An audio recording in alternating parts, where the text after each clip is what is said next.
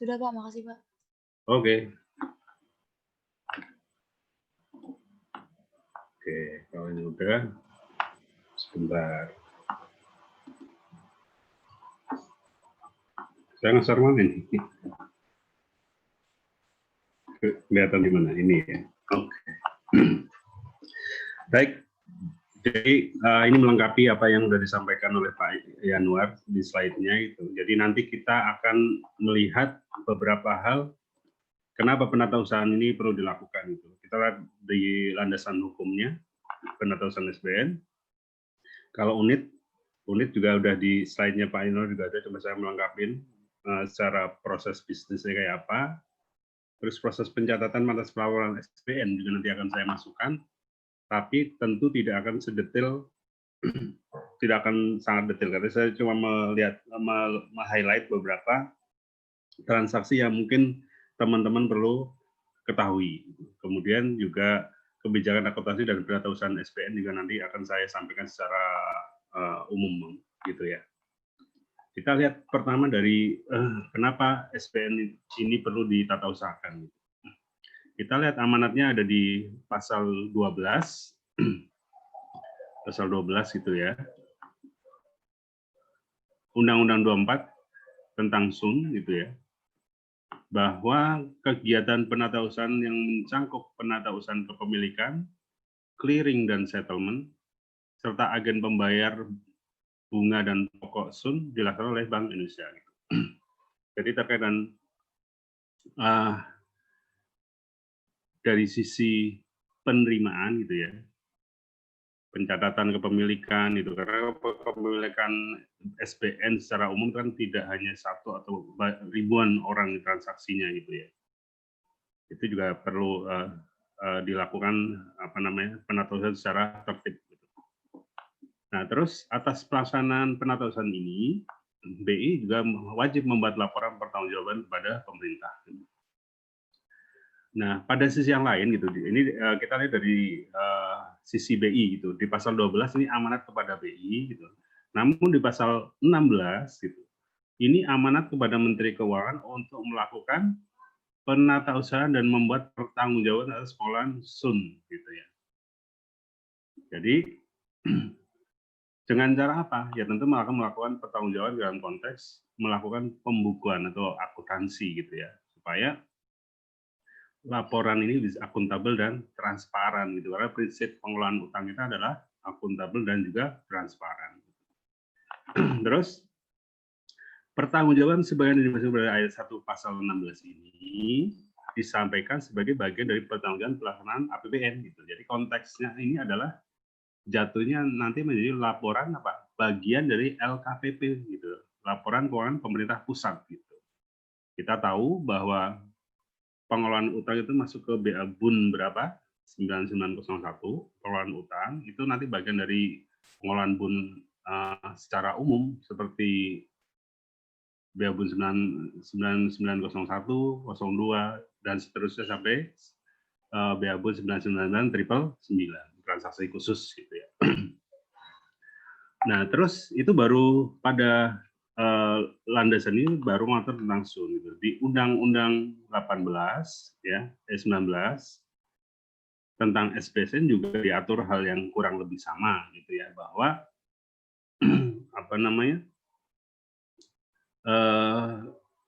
Menteri menunjuk Bank Indonesia selaku agen penata usaha untuk melakukan kegiatan penatausahaan yang mencakup antara lain kegiatan pencatatan kepemilikan, clearing, dan settlement SBSN, baik yang diterbitkan oleh pemerintah maupun yang melalui PP SBSN.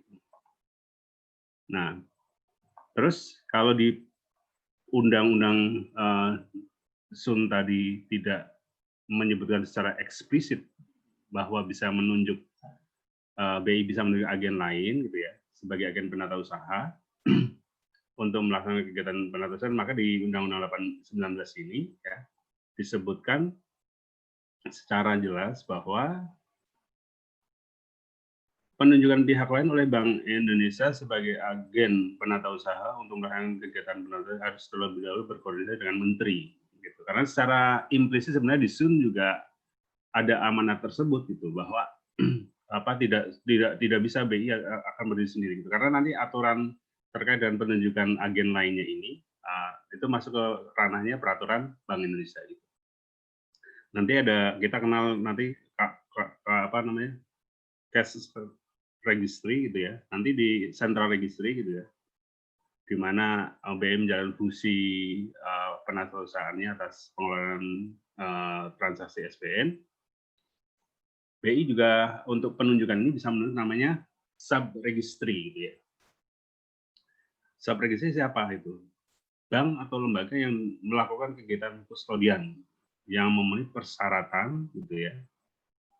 Dan di situ Bank Indonesia melakukan fungsi penatausahaan surat berharga dan kepentingan nasabah gitu.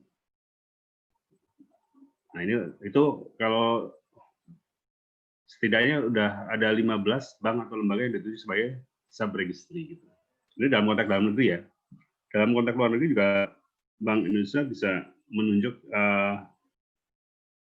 lembaga lain gitu. Ya, tentu ada persyaratan tertentu yang akan diperhatikan itu. Nah ini untuk yang SPS juga jelas dikatakan bahwa Menteri menunjuk Bank Indonesia atau pihak lain sebagai agen penatausahaan untuk melakukan kegiatan penatausahaan sebagai dimaksud pada ayat 1. Terus juga ada kewajiban yang sama untuk melakukan pelaporan pertanggungjawaban atas pengelolaan transaksi SPN. Nah, terus pada pasal 21 Undang-Undang 19 ini sama bahwa Menteri juga wajib menyelenggarakan penatausahaan dan membuat pertanggungjawaban atas pengelolaan SPSN. Nah, konteksnya sama untuk penyusunan APBN dan ini masuk ke ranah LKPP. Kalau teman-teman mungkin sekedar mengingatkan lagi bahwa BA 9901 itu merupakan BA BUN terkait dengan pengelolaan utang, di mana kalau utang kita tentu konteksnya adalah terkait dengan pinjaman dan juga apa namanya, dan juga SPN gitu. Nah, terkait dengan pertanggungjawaban baik SPSN maupun SUN gitu, di samping di laporan keuangannya tersebut jelas-jelas harus dipertanggungjawabkan. Secara khusus juga untuk pengelolaan transaksi SPN ini, gitu ya, DJPPR juga menyusun namanya laporan pertanggungjawaban transaksi SPN gitu, yang menjadi bagian dari caleg gitu kan, caleg tahu kan, catatan atas laporan keuangan LKBA gitu. Jadi laporan keuangan lebih ke transaksi SPN-nya dan pinjaman, sedangkan di caleg itu salah satu nanti ada laporan khusus terkait dengan tata kelola pertanggungjawaban SPN. Nah, kita lihat kemudian landasan hukum jelas gitu ya, amanatnya memberikan amanat baik BI dan Kementerian Keuangan. Nanti secara unit, karena sesuai dengan tusi ada di Kementerian Keuangan, untuk yang pertanggungjawaban Kementerian Keuangan juga nanti ada dua. Satu di DJPPR gitu ya, satunya lagi terkait dengan pertanggungjawab pengelolaan yang dilakukan oleh Direktorat PKN pada PKN dan KPPN KPH gitu ya. Nah, kita masuk pertama terkait dengan unit penatausahaan SPN yang ada di Bank Indonesia. Peran BI antara lain memberikan masukan dalam penerbitan SPN seperti ketentuan dan persyaratan penerbitan SPN. Terus menjadi agen lelang dalam penerbitan SPN di pasar perdana dan menatausahakan SPN. Penatausahaan SPN dilakukan atas transaksi SPN di pasar perdana dan pasar sekunder. Nah, Bank Indonesia bertindak selaku central registry dalam penatausahaan SPN itu. Mungkin kalau balik ke pelajaran tentang pinjaman, register, central register, agen fungsi penatausahaan yang di BI ini sebenarnya kurang lebih sama dengan yang dilakukan di DJPPR terkait dengan registrasi pinjaman atau hibah gitu. kurang lebih sama lah gitu ya, secara fungsi gitu. Namun untuk yang SBN tentu karena transaksinya itu melibatkan investor yang banyak, gitu, tentu lebih rumit.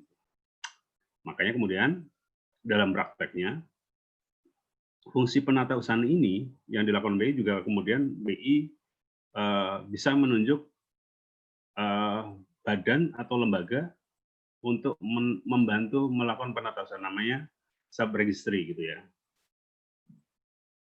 Sub registry gitu.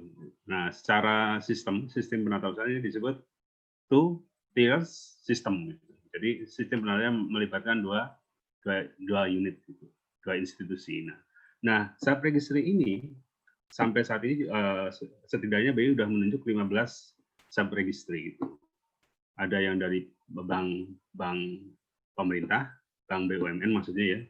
Ada Bank Mandiri, Bank BNI, BRI, apalagi.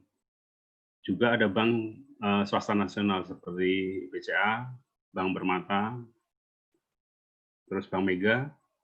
Juga ada yang dari lembaga bank luar negeri seperti HSBC, juga Deutsche Bank, dan ada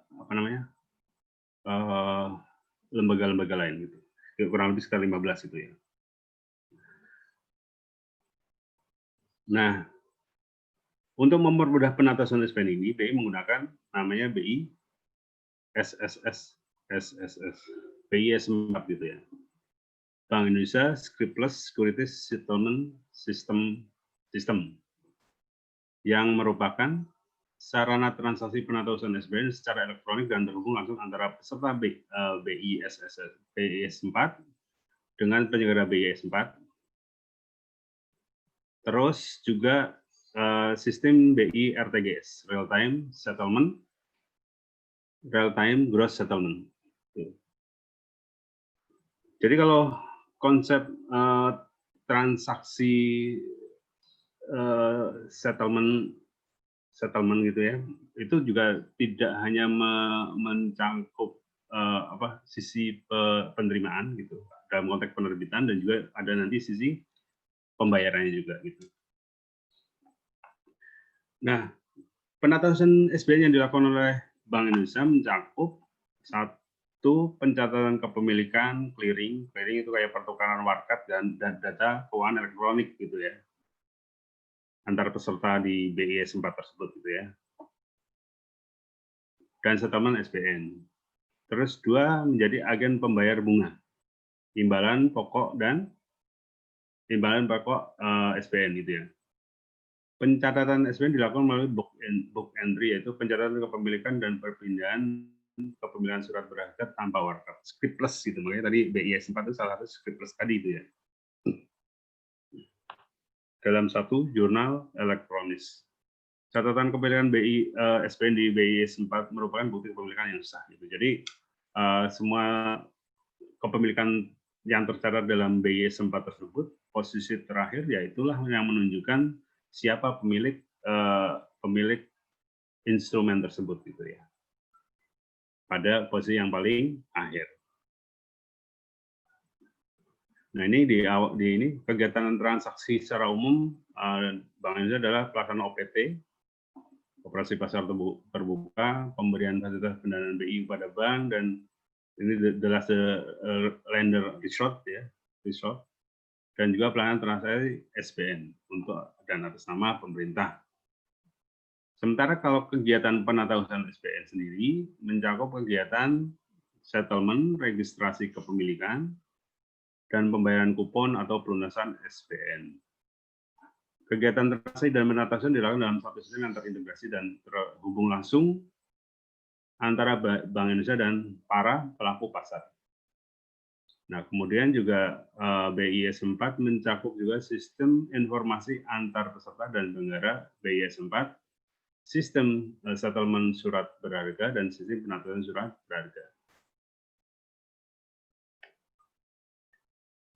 Nah, settlement SBN melalui BI S4 dilakukan secara, maksudnya ini mulus ya, maksudnya lebih smooth gitu ya, dengan sistem settlement dana peserta melalui sistem RTGS, karena real time gitu ya, transaksinya langsung gitu ya.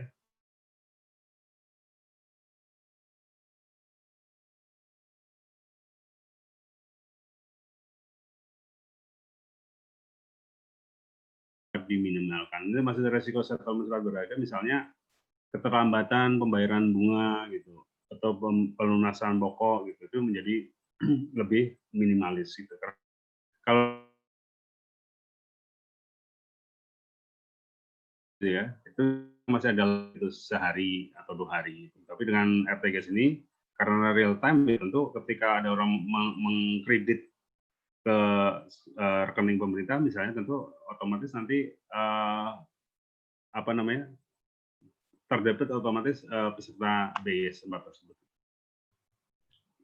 Nah, sesuai dengan fungsinya,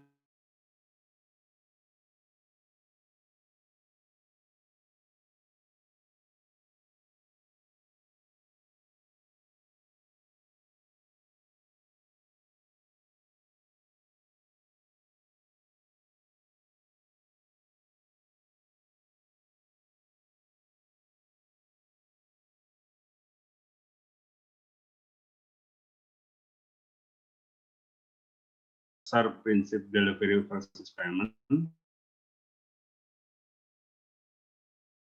transaksi SPN dengan cara settlement surat berharga melalui BI 4 atau saran lain yang dilakukan bersama dengan settlement dana. Jadi kalau umpamanya maksudnya settlement surat berharga itu maksudnya debit kredit apa namanya, kegiatan pendebatan atau pengkreditan rekening SPN melalui BI 4 dalam rangka penatausan transaksi dan Bank Indonesia dan penatausan surat berharga. Namun untuk yang free of payment bisa dilakukan dengan free of payment, maksudnya settlement dana tidak bersamaan dengan settlement surat berharga.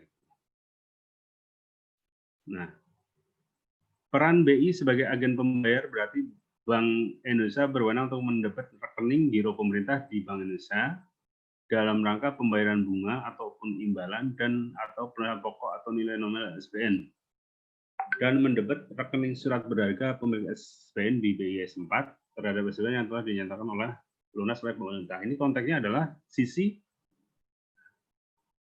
belanja bagi sisi pemerintah gitu. Gampangnya tentu prosesnya nanti sama saja, dari dipanya utang, kemudian dilakukan penerbitan SPM ya atas beban bunga ataupun pokok, kemudian di SP2D-kan di KPPN KPH, baru kemudian ditransfer kepada Bank Indonesia gitu, ke Bank Indonesia, baru ke Bank Indonesia kemudian di-share ke masing-masing pemegang bondnya itu gitu, pemegang SPN-nya itu.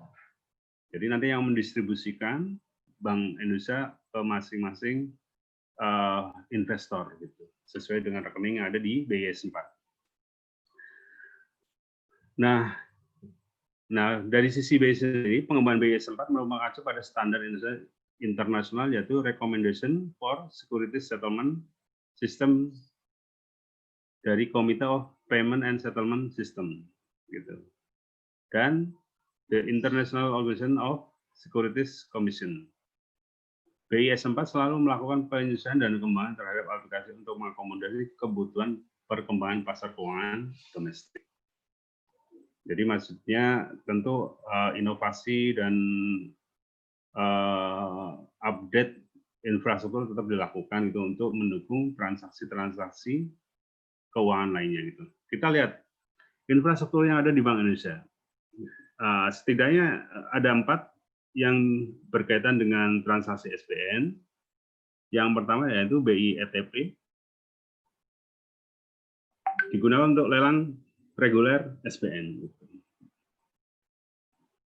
Jadi nanti untuk lelang pakai BI Electronic Trading Platform gitu ya.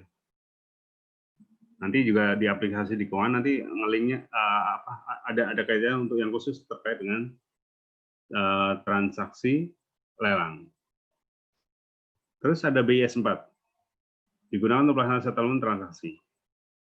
Ada juga nanti sistem informasi BI S4, yaitu untuk statistik data pengelolaan SBN, diantaranya terkait dengan kepemilikan SBN. Nah, selanjutnya kita lihat peran di DJPPR. Nah, ini kita lihat bahwa peran DJPPR sejak merumuskan, melaksanakan, sampai dengan melakukan pertanggungjawaban gitu. Intinya itu ya. Nah, tentu kita lihat kembali bahwa kebijakan penerbitan SPN tidak semata-mata kebijakan yang sifatnya sendiri itu. Tentu ranahnya kita paham bahwa untuk hal ini masuk dalam ranah strategi pembiayaan jangka menengah gitu, maupun tahunan gitu, sesuai dengan kebutuhan dan proyeksi pembiayaan. Nah, setelah proses penerbitan dilakukan, kita lihat penerbitan SBN dilakukan, DJPPR melakukan pencatatan settlement transaksi SBN sehingga diketahui jumlah ataupun outstanding utang yang menjadi kewajiban pemerintah gitu. Nah, ini dicatat melalui apa? Aplikasi DEMFAS itu, Debt Management and Financial Finance Analysis System gitu ya. Untuk merekam database utang yang berisi catatan seri SBN, term and condition serta jadwal pembayaran atau pelunasan pokok dan bunga. Nah, terkait dengan DEMFAS ini, DEMFAS yang masih dipakai sampai saat ini adalah DEMFAS versi 6 ya. Versi 6. Itu untuk yang pinjaman. Nah, terkait dengan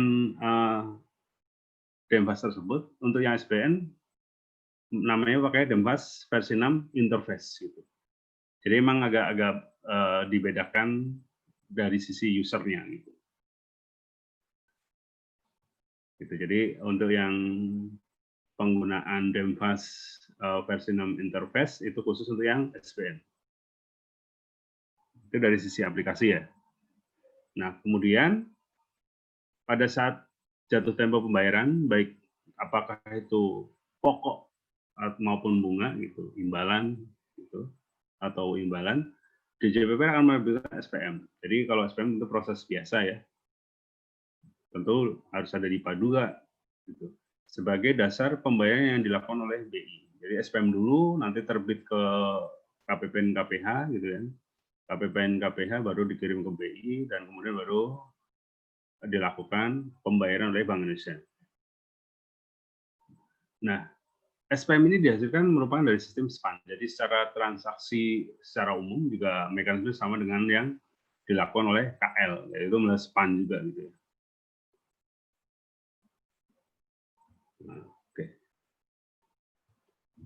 Mulai SPAN, nanti proses SPM, SP2D, SP2D baru dikirim ke Bank Indonesia untuk dilakukan pembayaran kepada bondholdernya. Nah, kita lihat tadi yang sistem yang ada di BI kan ada 3 ya, tadi BI ETP, Electronic Trading Platform, BI S4, terus ada lagi BI SI, BI S4 gitu. Ada 3 ya, kalau di kita ada 4 gitu, setidaknya 4 ya. DEMFAS gitu, Debt Management and Financial Analysis System. Ini di dalamnya juga termasuk nanti ada untuk yang pinjaman juga gitu ya. Jadi aplikasinya terintegrasi baik yang untuk pinjaman maupun untuk yang SBN. Tapi tentu nanti secara spesifik penggunaannya tentu dibatasi gitu, termasuk juga aksesnya gitu, termasuk secara sistem juga berbeda gitu. Yang tadi untuk yang transaksi SPN melalui DEMFAS Interface. Nah, terus dari sisi penerbitan ataupun lelang, buyback, densu gitu ya, ini melalui aplikasi namanya DSS, Decision Support System. Nah, ini ada lelang, buyback. Nah, Greensu ini apa? Greensu ini merupakan lelang tambahan. Jadi istilah yang digunakan ketika dalam satu lelang lelang penerbitan SBN ya. Kemudian ternyata targetnya tidak sesuai. Maka kemudian dipakai istilah green shoe option untuk memenuhi target penerbitan tersebut. Misalnya, target penerbitan 1 triliun ternyata dalam pas lelang di awal, targetnya cuma 800 miliar gitu. Berarti kan 200 miliar. Nah, sisanya 200 miliar ini dilakukan melalui target namanya green shoe option. Nah, kemudian untuk yang retail juga ada aplikasi tersendiri namanya aplikasi SBN Retail gitu ya. Nah, untuk mendukung hal tersebut, baik untuk lelang gitu ya, juga DJPWR menggunakan penyedia jasa data dan informasi keuangan. Apakah itu yang bersumber dari Bloomberg, Reuters, ataupun yang Cogensis. Gitu. Nah, selanjutnya proses pencatatan di Kementerian Keuangan dilakukan oleh DJPPR dalam aplikasi bebas yang menatakan mengenai informasi umum utang. Informasi ini dapat menjadi basis data yang digunakan sebagai acuan pada saat jatuh tempo pembayaran pokok dan bunga. Nah, ini maksudnya aplikasi data dan informasi yang terkait dengan pembayaran utang, baik pokok maupun bunga, yang disuplai oleh informasi ini merupakan data untuk check and balance atas invoice yang disampaikan oleh Bank Indonesia. Jadi nanti secara reguler sesuai ketentuan gitu ya. Ketika dalam hal ada tagihan untuk pelunasan baik bunga maupun pokoknya tersebut, BI juga tetap menyampaikan invoice ke kita. Nah, untuk meng-cross check apakah tagihan yang disampaikan oleh BI sesuai dengan data yang ada di kita, maka kemudian dilakukan semacam pengujian, gitu, pengujian transaksi ya, sebelum diterbitkan SPM gitu. Nah, ini tentu akan membantu, istilahnya membantu teman-teman di subdit settlement dalam meyakinkan transaksi tersebut dilakukan agar pembayaran dapat dilakukan secara tepat jumlah, tepat waktu, dan tepat sasaran.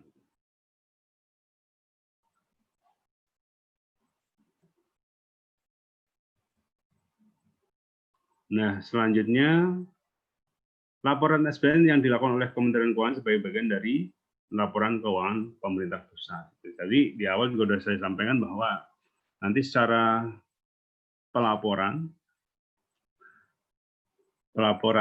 transaksi SBN ini masuk dalam BA 9901 pengelolaan utang gitu ya. Nah,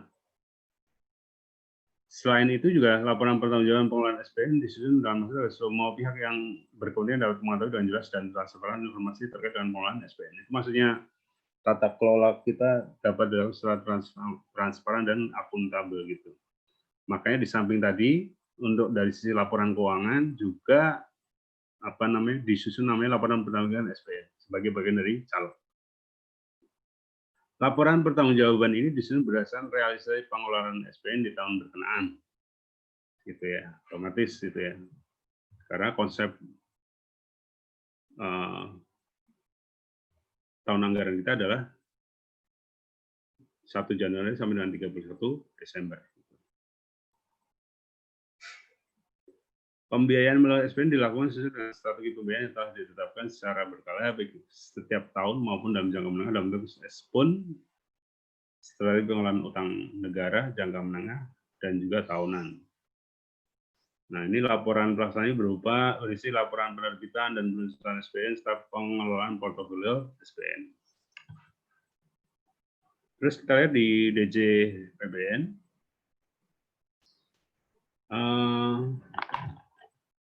Peran DJPB dalam penatasan SBN dilakukan oleh 2 unit, yaitu Direktorat PKN, ini pengelolaan kas namanya memegang kas negara gitu ya, dan KPPN KPH, khusus pinjaman dan hibah.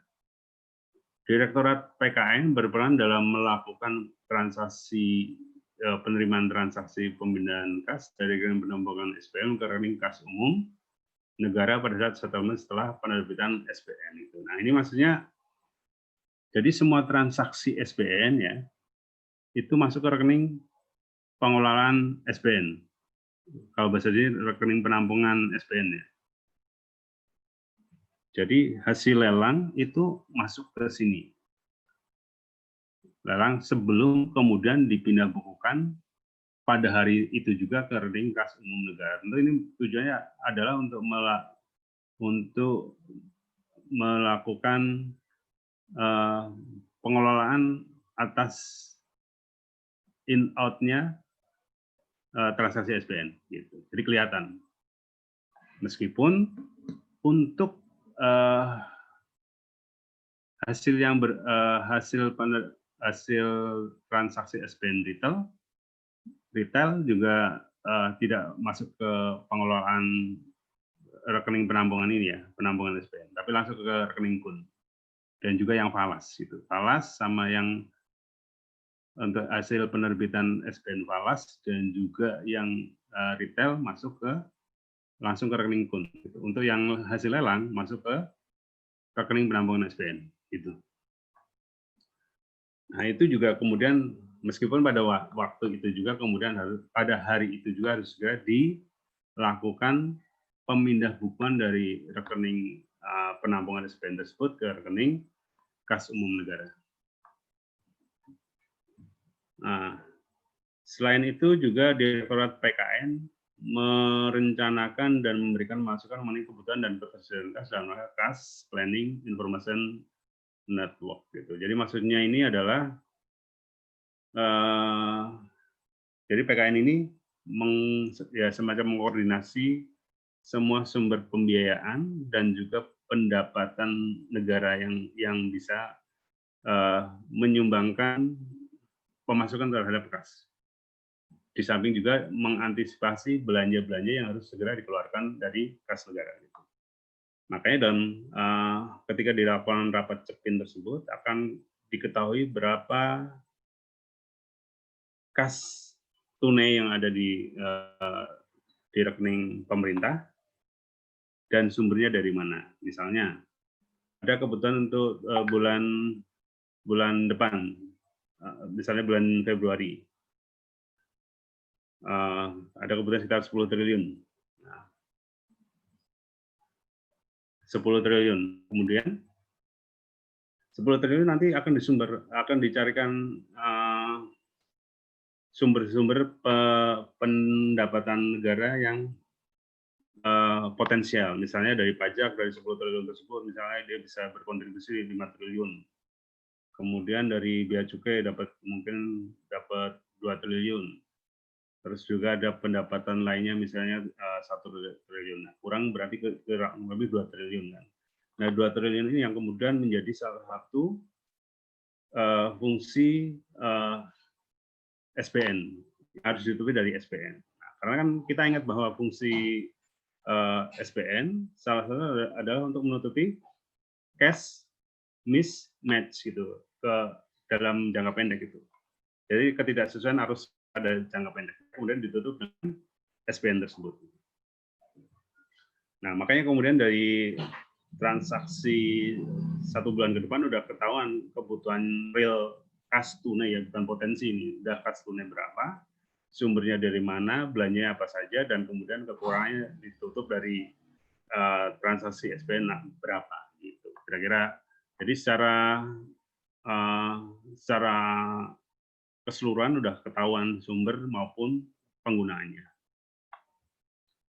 Nah, kemudian itu dari sisi PKN ya. Kemudian dari sisi KPPN KPH ini sama dengan fungsi KPPN secara umum gitu ya, itu melakukan pembayaran atas beban kas negara gitu ya.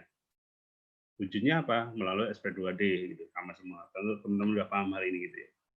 Cuma untuk yang utang ini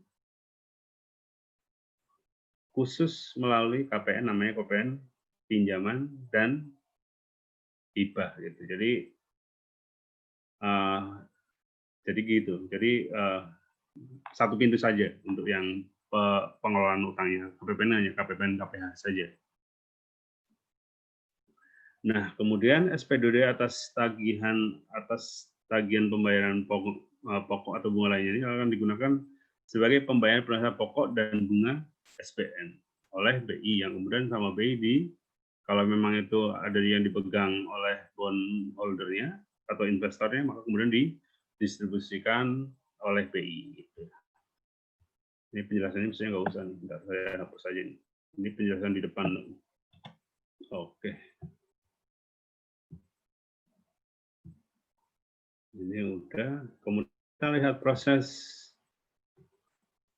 dan mekanisme settlement penerbitan SPN gitu. Jadi kalau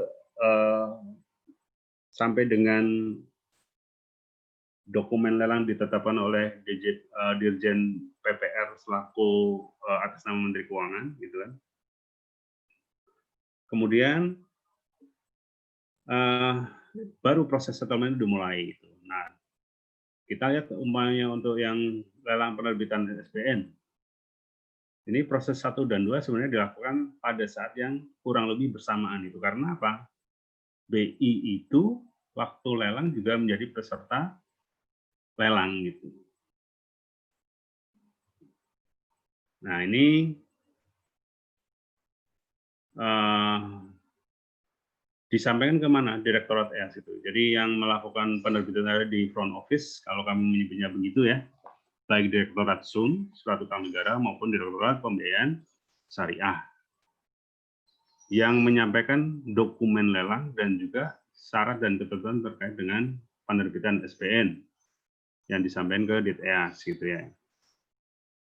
Nah, pada saat yang bersamaan juga BI menyampaikan konfirmasi pencatatan surat berharga gitu ke DIT-EAS. Kalau memang sudah betul hasil lelang yang dicatat pada tanggal settlement sekian gitu kan, kemudian dikonfirmasi ke DIT-EAS, kalau DIT-EAS kemudian melakukan pencatatan dan pembukuan. Gitu. Nah, pencatatannya gimana? Gitu. Dalam hal misalnya transaksi itu menghasilkan premium, artinya mendapat keuntungan gitulah, gitu. Ataupun mencatat sebagai diskon berarti jatuhnya adalah sebagai belanja gitu. Juga Direktorat mencatat penerimaan penjualan SPN, berapa yang masuk, kemudian penerimaan utang bunga atau accrued interest gitu ya, jika emang ada, pendapatan lainnya dan juga biaya lainnya. Nah, tentu proses yang dilakukan di proses 3, 4, 5 ini kaitannya dengan dari sisi belanja gitu ya. Diskon, kalau premium tentu dicatatkan dan dilaporkan kepada Direktorat PKN gitu ya. Sisi penerimaan gampangnya itu tetap harus dilaporkan ke Direktorat PKN karena nanti dia yang istilahnya dia yang melakukan pendebitan atau pengkreditan atas transaksi gitu ya.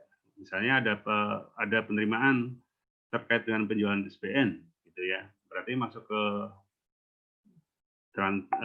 rekening SPN dulu sebesar sekian, nanti baru dilakukan pemindahan kembali oleh atas perintah KPA Pengelolaan Utang kepada Direktur PKN selaku BUN gitu ya, dilakukan pemindahan kembali itu. Itu dari sisi penerimaan gitu ya. Kalau belanja tentu mekanisme sama secara umum, bahwa kalau belanja pemerintah mekanisme sama, bahwa di tempat kami yang melakukan namanya subdit settlement transaksi menerbitkan surat pemindah bukuan atau SPM gitu ya. Pemindah bukuan tadi ya, pemindah bukuan dalam konteks penerimaan gitu ya. Kalau yang untuk SPM berarti konteks belanja gitu. Nah, kalau setelah itu, kalau SPM berarti kemudian ke Direktorat PKN dan juga kemudian diterbitkan SP2D. Nah, kemudian ketika transaksi sudah selesai dilaksanakan, Direktorat EAS melalui subdit akuntansi pelaporan mencatat sesuai dengan transaksi dan akun yang terkait. Gitu. Yang pada periode semesteran maupun tahunan disajikan dalam LKPA 9901. Nah, kemudian debt switch. Jadi maksudnya pertukaran ya, pertukaran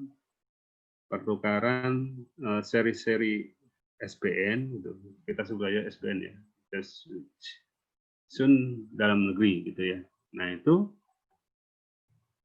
debt switching sendiri adalah ya, intinya adalah menukar seri-seri SBN tertentu yang off the run, artinya udah nggak populer di bursa ke seri-seri baru yang lebih lebih menjanjikan gitu ya, yang istilahnya yang laku di bursa gitulah ya.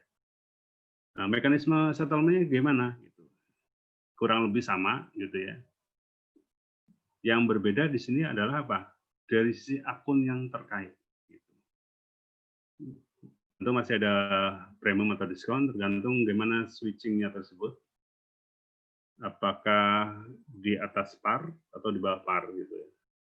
Kalau di atas par itu namanya premium, kalau di bawah par namanya diskon. Terus penerimaan penjualan SBN, switching itu berarti ya nanti ada uang yang masuk gitu ya. Dicatat sebagai penerimaan penjualan SBN, juga ada penerimaan utang bunga. Nah, konsep utang bunga sendiri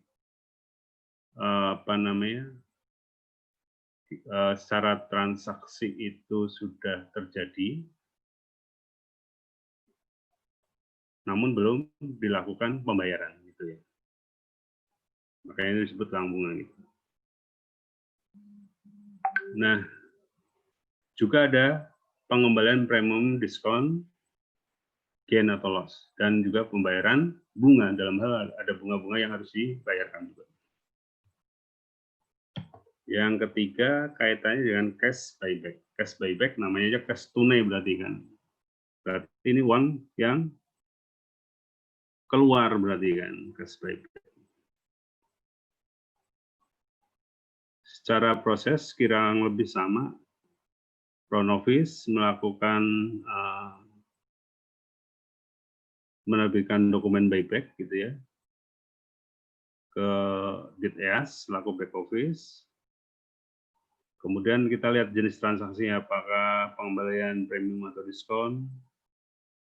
Dari transaksi cash buyback tersebut apa memperoleh untung atau gain atau mengalami kerugian gitu ya, atau loss itu.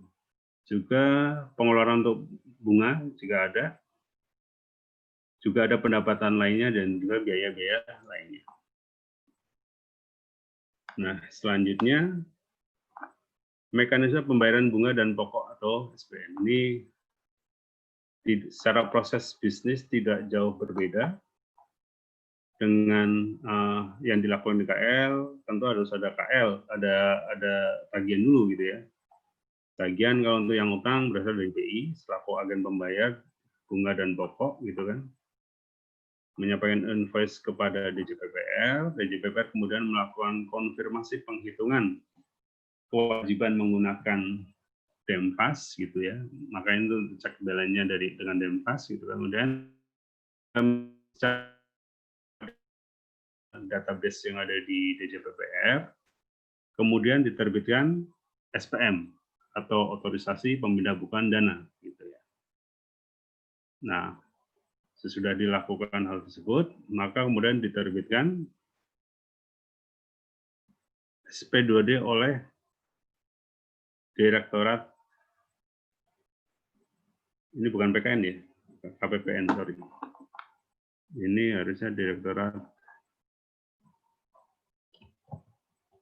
Pemindahbukuan dalam hal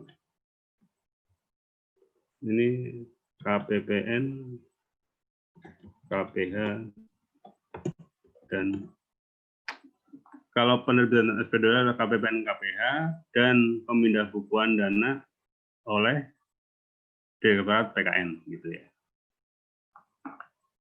Kemudian diterima SP2D yang disampaikan kepada BI, BI kemudian melakukan pembayaran kepada bondholders-nya sesuai dengan data yang ada pada BIS 4. Nah, kita lihat beberapa akun gitu ya. Akun yang digunakan dalam transaksi SPN itu. Kalau untuk yang akun 7 ini, kalau akun kepala 7 berarti konteksnya ini terkait dengan below the line atau pembiayaan gitu ya. Jadi semua transaksi yang di below the line atau pembiayaan itu kepalanya depannya adalah 7 gitu ya. 71 untuk penerimaan, 72 untuk pengeluaran pembiayaan gitu. Nah, kalau yang untuk di above the line apa? Sebelah kiri berapa? Akun 2 digit depannya. Ada yang tahu nggak?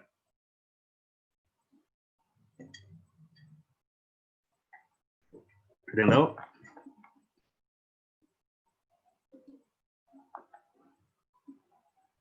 Kalau untuk yang above the line untuk sisi pendapatan, akun 2 digit di depan, kepalanya maksudnya itu 41.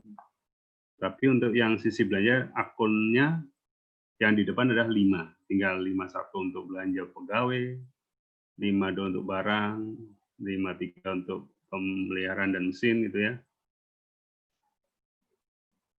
54 untuk utang gitu kan. 56 untuk hibah gitu dan seterusnya gitu. Jadi dari ini udah ketahuan kalau 71 berarti ini kontaknya adalah akun pembiayaan. Tinggal 71 berarti penerimaan pembiayaan. Yang pertama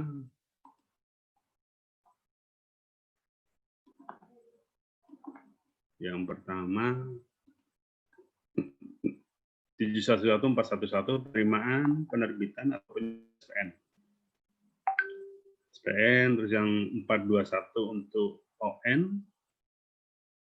71422 untuk penerimaan utang bunga ON, dan kemudian 71441 penerimaan penerbitan penjualan SPSN jangka panjang.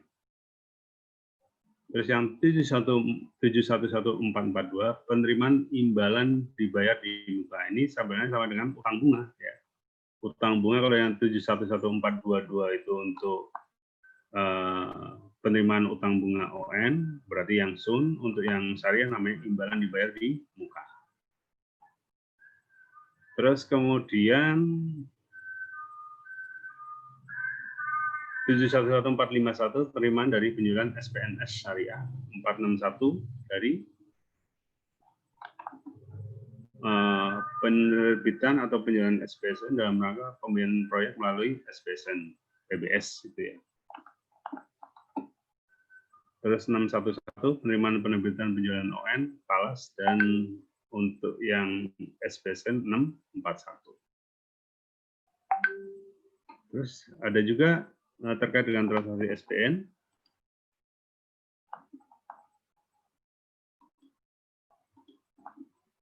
Yang terkait dengan PNBP gitu. Cuma mungkin yang harus menjadi catatan di sini bahwa semua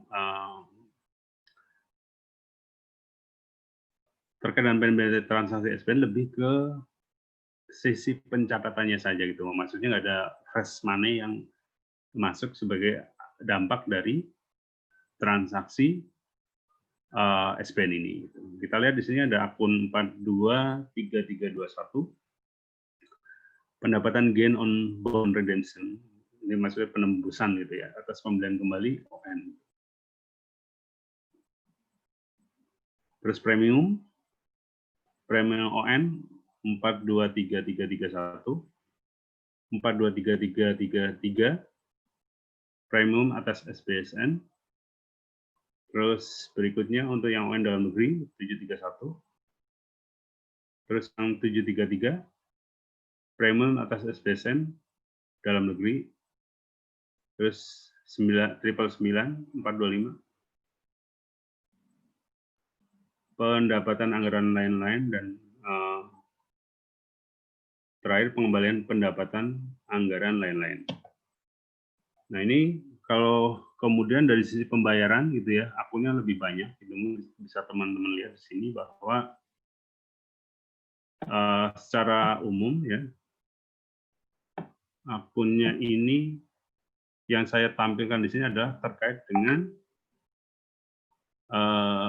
SBN saja gitu, karena ketika masuk dalam pengelompokan BA BUN 99901,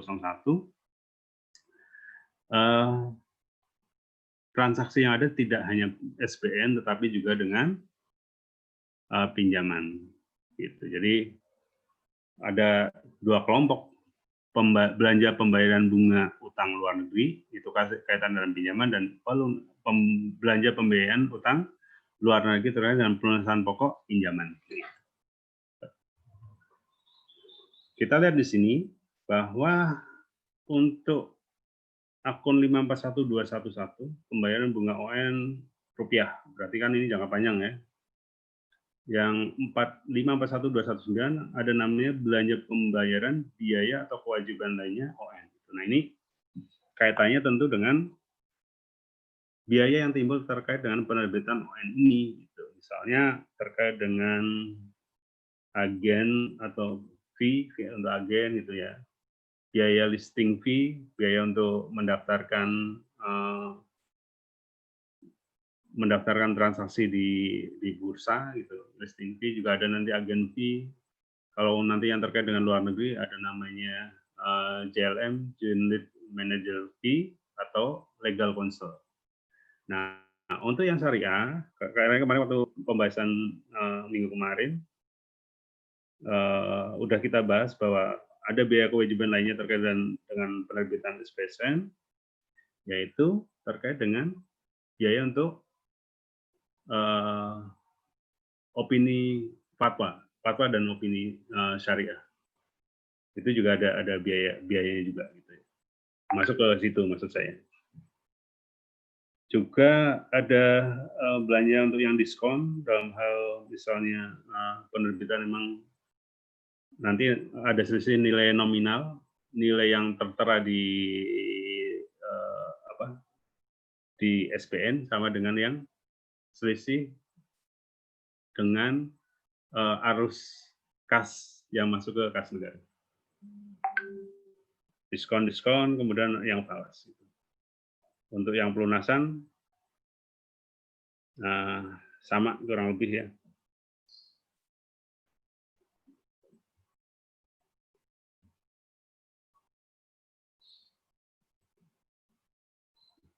Terus selanjutnya kebijakan akuntansi dan pelaporan SPN. Terkait dengan kebijakan ini, pengaturannya tidak jauh berbeda secara umum merujuk ke PP 71 tahun 2010 tentang SAP, Standar Akuntansi Pemerintah. Namun secara teknis juga kemudian diatur lebih lanjut yang terkait dengan utang masuk ke PMK nomor 160 gitu ya. PMK 05 2017 tentang sistem akuntansi dan pelaporan keuangan utang pemerintah. Nah, outputnya apa dari BA 99901 ini? Yaitu sama dengan pelaporan KL juga, ada laporan realisasi anggaran, neraca, laporan operasional, laporan perubahan ekuitas, dan catatan atas laporan keuangan. Ini 5 hal ini yang kemudian menjadi komponen dalam penyusunan LKBA. Laporan realisasi anggaran berisi tentang informasi realisasi pendapatan belanja dan pembayaran utang pada tahun berjalan. Ini yang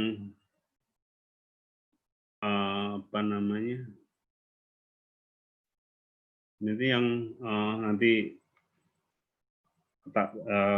ketahuan berapa belanjanya untuk SPN, pendapatan pada tahun berjalan berapa gitu, nanti kelihatan di situ. Juga disusun namanya neraca, informasi tentang posisi aset, kewajiban, dan ekuitas.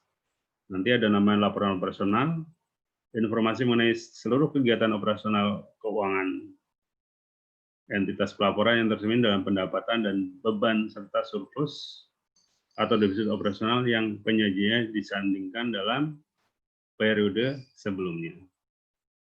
Baru kemudian ada LPE, laporan perubahan ekuitas, menyajikan ekuitas awal atau ekuitas tahun sebelumnya, kemudian juga terjadi surplus atau defisit pada laporan operasional, dan koreksi-koreksi yang langsung menambah atau mengurangi ekuitas yang antara lain berasal dari dampak kumulatif yang disebabkan oleh perubahan kebijakan akuntansi dan koreksi kesalahan mendasar. Baru kemudian caleg ini, catatan atas laporan keuangan, berisi tentang kebijakan akuntansi dan penjelasan pos-pos laporan keuangan, daftar rinci, atau uraian atas nilai pos yang disajikan dalam neraca. Nah, dalam caleg ini yang tadi sudah saya sampaikan, laporan pertanggungjawaban pengelolaan transaksi SBN yang dikelola oleh yang dilakukan oleh Kementerian Keuangan masuk dalam caleg ini gitu.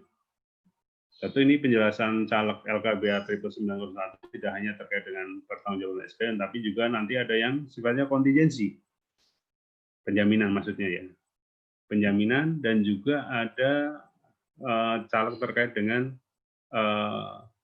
transaksi-transaksi yang terkait dengan pinjaman. Gitu.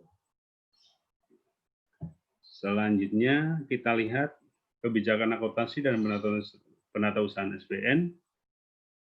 Ada beberapa jenis transaksi yang perlakuannya memang secara spesifik mungkin agak berbeda. Makanya kita highlight di sini, tapi nggak semuanya ini ya.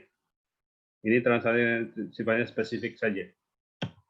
Kita lihat di sini utang jangka panjang dari sumber penerbitan SBN, dan juga ada utang bunga di situ. Gitu. Diakui pada dalam dokumen settlement, sesuai dengan hasil penetapan penerbitan SBN. Nilainya disajikan sebagai utang jangka panjang di dalam pos kewajiban jangka panjang ataupun jangka pendek.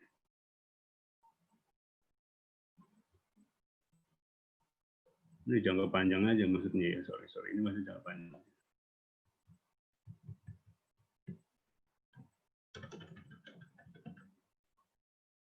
Utang jangka panjang yang menggunakan mata uang asing atau falas itu dikonversi dalam rupiah menggunakan kurs tengah pada tanggal settlement sesuai dengan hasil penetapan SBN. Kurs tengah itu maksudnya apa? Kurs Bank Indonesia yang di mana terdapat nilai jual dan nilai beli. Kemudian dibagi dua, kira-kira itu aja. Itu baru dikalikan dengan berapa hasil penetapan lelang itu. Untuk periode pelaporan semesteran dan tahunan, outstanding utang jangka panjang falas dikonversikan dalam rupiah dengan kurs tengah pada neraca pelaporan, pada tanggal neraca pelaporan. Yang dapat menghasilkan nilai penghitungan selisih kurs belum terrealisasi atas penggunaan kurs penjabaran sebelumnya dan kurs pada tanggal neraca pelaporan. Tentu karena nilainya itu berbeda gitu ya. Kalau memang berfluktuasi nilai kursnya akan mengakibatkan perbedaan tersebut gitu ya. Nah, nilai selisih kurs selanjutnya dicatat sebagai pendapatan selisih kurs belum terrealisasi yang mempengaruhi penurunan nilai saldo utang dalam penjabaran rupiah di neraca atau bahan selisih kurs belum terrealisasi saldo utang dalam penjabaran rupiah di neraca. Nah, kemudian nilai pendapatan atas beban selisih kurs belum terrealisasi disajikan di LO, laporan operasional, gitu ya, dalam pos kegiatan non-operasional lainnya. Nah, utang jangka panjang juga ada namanya utang bunga. Dicatat sebenarnya biaya bunga yang telah terjadi, gitu ya, dan belum dibayar baik dari dalam maupun luar negeri. Utang bunga atas utang pemerintah yang belum dibayar diakui pada setiap akhir periode pelaporan sebagai bagian dari kewajiban yang bersangkutan.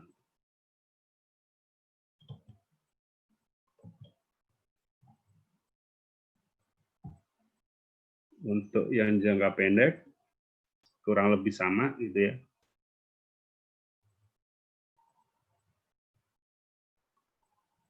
Kalau jangka pendek tadi yang kurang dari 12 bulan. Gitu ya. Kebanyakan adalah SPN gitu. Ini juga terdapat utang bunga. Selanjutnya, penerimaan bunga diterima di muka diakui pada saat bagian dari bunga diterima di muka telah masuk ke rekening kas negara. Penerimaan ini terjadi pada saat investor melakukan pembelian, ya, pembayaran SPN pokok disertai dalam penyerahan pembayaran bunga dibayar di muka.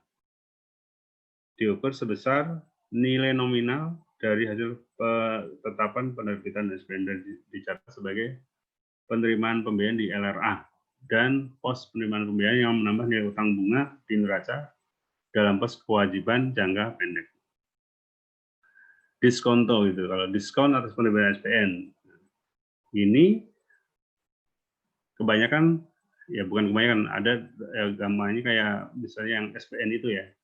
SPN itu juga ketika dilakukan penerbitan terdapat diskon gitu ya. Transaksi atas pengeluaran diskonto diukur sebagai nilai nominal dari hasil perhitungan selisih kurang antara nilai nominal, namanya diskon ya, nilai nominal SPN dengan nilai nominal penerimaan kas gitu.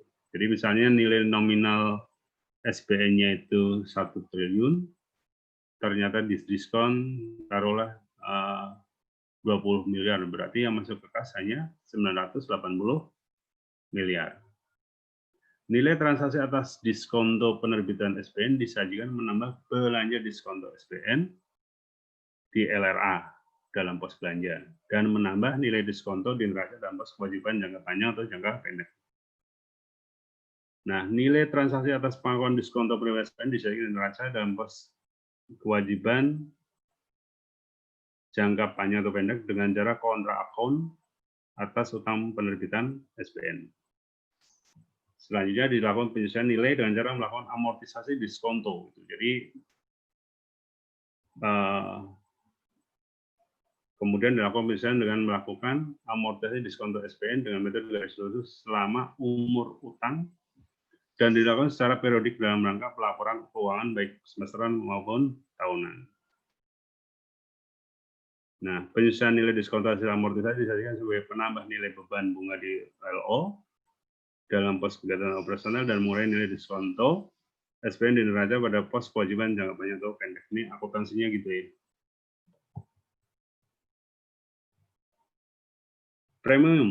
Premium atas penerbitan SPN diakui pada saat tanggal setelah penerbitan SPN. Nah, transaksi atas pengakuan premium ini diukur sebesar nilai nominal selisih lebih antara nilai nominal SPN. Nah, kalau tadi yang diskonto di bawah gitu ya, selisihnya di bawah, sedangkan kalau yang premium nilai nominal selisih lebih antara nilai nominal SPN dengan nilai nominal penerimaan kas sesuai dengan hasil lelang SPN. Nah, nilai transaksi pengakuan premium penerbitan SPN disajikan sebagai tambahan pendapatan premium SPN di LRA dalam pos pendapatan dan di neraca dalam pos kewajiban jangka panjang dan atau kewajiban jangka pendek dan dilakukan penyesuaian nilai dengan melakukan amortisasi premium sama dengan yang diskonto tadi itu ya. Dengan metode garis lurus selama umur utang dan dilakukan secara periodik dalam rangka pelaporan keuangan. Penyesuaian nilai premium hasil amortisasi disajikan sebagai pengurangan nilai beban bunga di LO dalam pos kegiatan operasional dan mengurangi nilai premium SPM di neraca dalam pos kewajiban jangka panjang atau atau kewajiban jangka pendek. Nah, terus untuk yang diskonto atau premium penerbitan SPN dikonversikan dalam rupiah dan kurs setengah sama ya pada tanggal settlement. Nah, untuk akhir periode nanti menggunakan kurs setengah pada tanggal pelaporan. Akhir periode berarti di semesteran maupun di akhir tahun atau tahunan gitu ya. Nah, ini kemudian ini juga mungkin yang perlu diketahui juga terkait dengan pre-funding. Ini nomor 9 terkait dengan pre-funding gitu ya. sesuai dengan amanat Undang-Undang APBN, kita tahu bahwa Undang-Undang APBN ini artinya tidak setiap tahun ya. Maksudnya Undang-Undang APBN ditetapkan setiap tahun, namun kebijakan pre-funding ini tidak setiap tahun akan dilakukan. Tinggal bagaimana Undang-Undang APBN itu mengamanatkan apakah ada pre-funding ataupun enggak. Poinnya gitu ya. Gitu.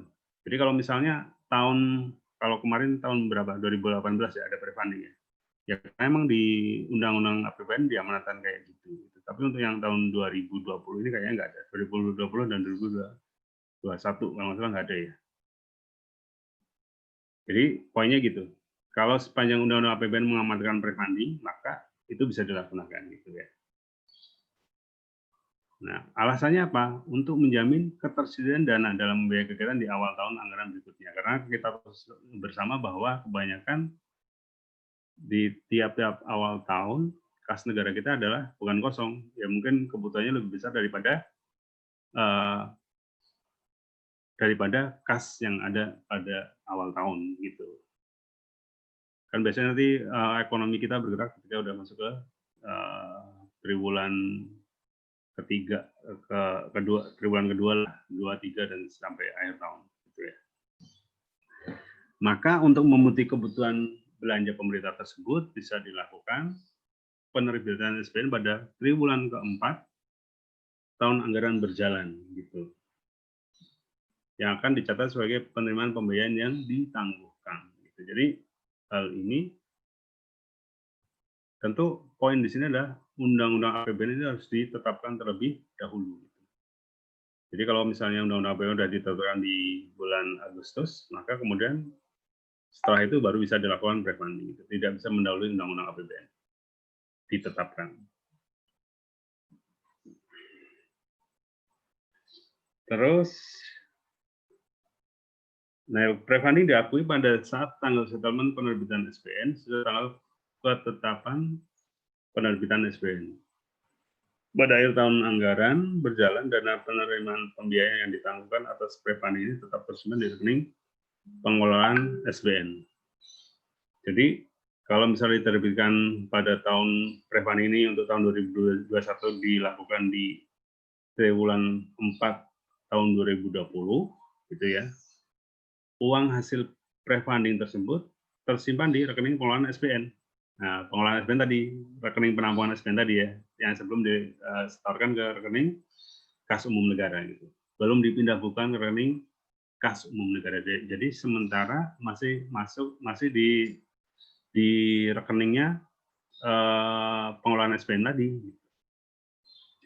Nah, karena masih di rekening pengelolaan SPN, Direktorat PKN selaku kuasa BUN pusat mencatat sebagai dana lainnya di neraca kuasa BUN pusat dalam pos dana yang dibatasi penggunaannya aset lainnya. Sementara bagi sisi Direktorat EAS selaku WAKPA, unit akuntansi kuasa pengguna anggaran BUN pengelolaan utang dicatat sebagai pembiayaan SPN yang ditangguhkan dalam pos kewajiban jangka panjang. Ini berarti di tahun 2020 karena pre-funding dilakukan di 2020 di akhir tahun, berarti dalam laporan tahunan kita nanti di Direktorat EAS, DJPPR mencatat sebagai pembiayaan SPN yang ditangguhkan, gitu kan. Nah, duitnya itu juga belum bergerak ke rekening kas umum negara karena masih disimpan di rekening pengelolaan SPN. Nah, kemudian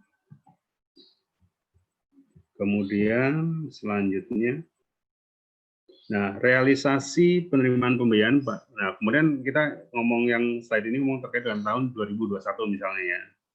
Realisasi penerimaan pembiayaan dari transaksi pre-funding pada tahun anggaran lalu diakui pada saat dilakukan pemindahan dana dari rekening pengelolaan SPN ke rekening BUN pada awal tahun anggaran berikutnya. Jadi kalau misalnya 2021 ada pre-funding, maka di awal tahun, tanggal 4 Januari kemarin, dilakukan pemindahan bukuan gitu ya. Itu sebenarnya nilai-nilai yang sesuai dengan hasil ketetapan penerbitan SPN. Terus penyajiannya gimana? menambah nilai saldo SPN jangka panjang yang terjadi di neraca. Gitu. Di neraca nanti dicatat kayak gitu, dan menjadi relasi penerimaan pembiayaan di LRA dalam pos penerimaan pembiayaan. Terus itu jangka panjang dan jangka pendek kurang lebih sama gitu ya. Menambah nilai saldo SPN jangka pendek yang terjadi di neraca dalam pos kewajiban jangka pendek dan menjadi relasi penerimaan pembiayaan di LRA dalam pos penerimaan pembiayaan.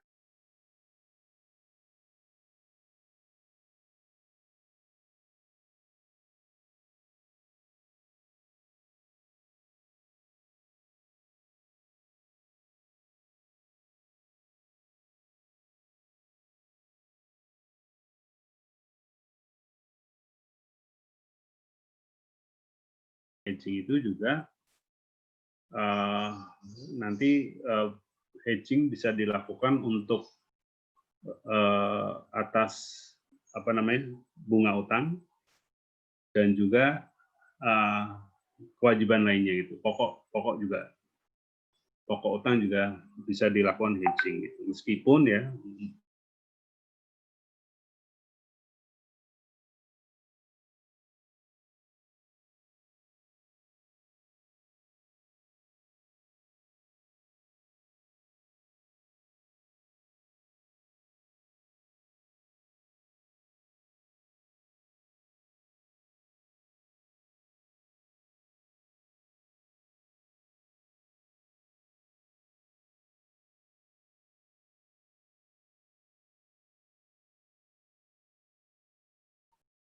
ini bisa lembaga perbankan juga non-bank. Dalam rangka mengendalikan risiko fluktuasi beban pembayaran, bunga dan kewajiban pokok utang atau melindungi posisi nilai utang dari risiko yang timbul yang diperkirakan akan timbul akibat adanya volatilitas faktor pasar keuangan. Ini tadi saya sampaikan bahwa ini memang sampai saat ini pemerintah belum pernah melakukan hedging ini, gitu kan. Ya mungkin pertimbangannya salah satunya dari nilai utang kita yang sebagian besar kan dari dalam mata uang rupiah ya, 80% lebih ya. Maka kemudian secara kebijakan ini ada prosedurnya dan ada peraturannya, namun dalam kerangka teknis pelaksanaannya memang sampai saat ini belum. Itu yang mungkin bisa saya sampaikan terkait dengan penatausahaan SPN. Masih ada waktu sekitar 20 menit. Kalau mau ada yang kita diskusikan, saya persilahkan.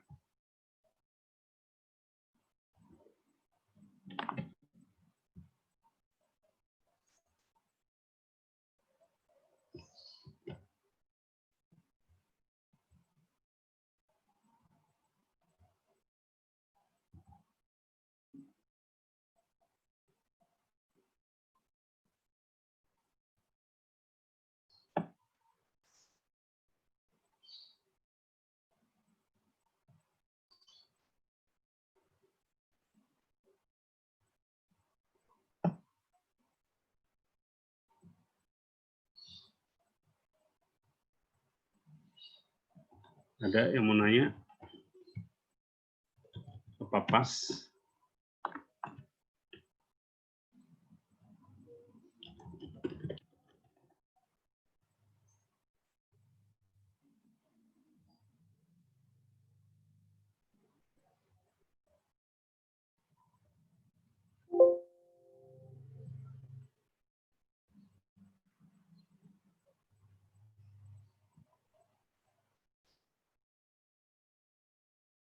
Ini kita ada 2 minggu lagi, 2 kali pertemuan lagi ya, Job? Atau mau lidah? Ini pertemuan 11, Pak. Hah? Ini pertemuan 11. 11 apa 12? 12 dong. 12 ya, 2 kali lagi, Pak. 2 kali lagi. Nanti di akhir ini kita kuis lagi ya. Kuis setelah UAS saja materinya. Berarti di pertemuan 14, Pak. Pertemuan 14 nanti kita kuis lagi. Materi yang 14 nanti itu kalau nggak salah hibah ya. Yang RP 1 hibah ya, Job ya. Minggu depan ini kan KPBU. Kalau terakhir kalau nggak salah ada hibah juga itu. Cuma hibah kayaknya udah terlalu sering ya. Hibah perlu dibahas lagi nggak? Apa cukup? Ntar saya lihat lagi deh. Nanti kalaupun ada yang perlu dibahas lagi nggak apa-apa. Ntar saya siapkan slide-nya. Ntar bisa dipelajari ya. Hibah kayaknya nggak terlalu susah sih. Maksudnya kita udah familiar gitu.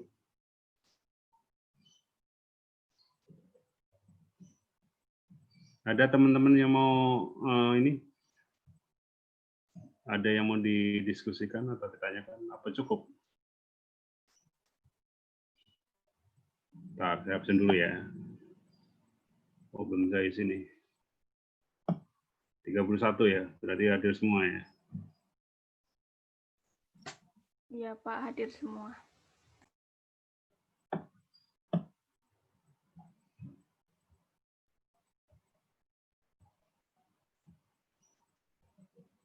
Kalau slide yang dari Pak Yanor ada yang mau ditanyakan nggak? Saya pikir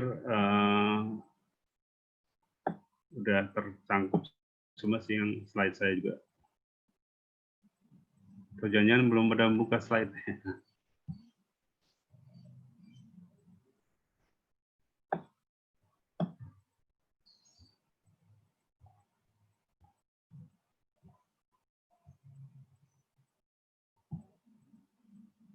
Oke, bentar.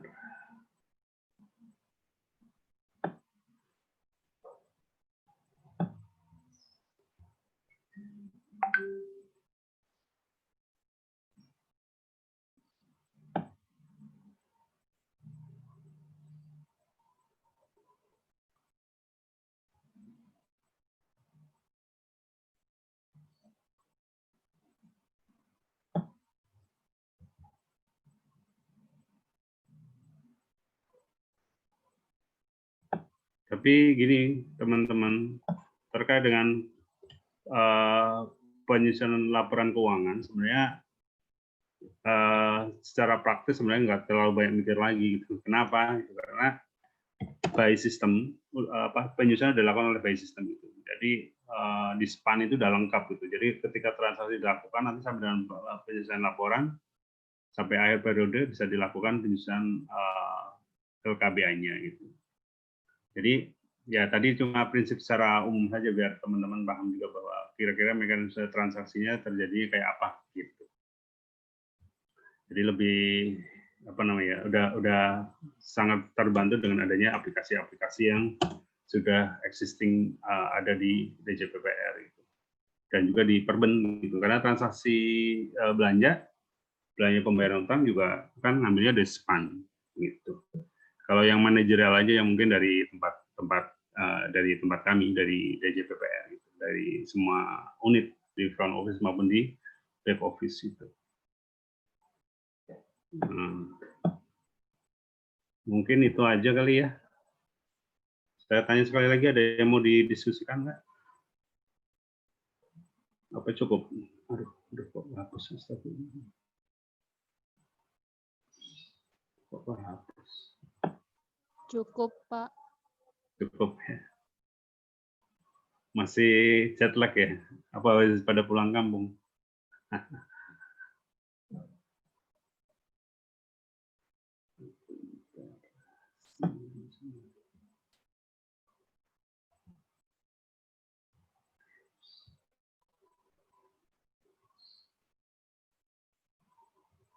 Kalau yang memang dianggap sudah cukup, bisa saya akhiri ya. Saya mohon maaf kalau ada kekurangan. Terima kasih atas perhatiannya. Tetap jaga kesehatan, karena COVID juga masih terus memakan korban ya, dan terus banyak zona-zona merah gitu. Tetap jaga kesehatan, tetap patuhi protokol kesehatan. Terima kasih atas perhatiannya sekali lagi. Saya akhiri. Wassalamualaikum warahmatullahi wabarakatuh. Selamat siang. Waalaikumsalam warahmatullahi wabarakatuh. Terima kasih.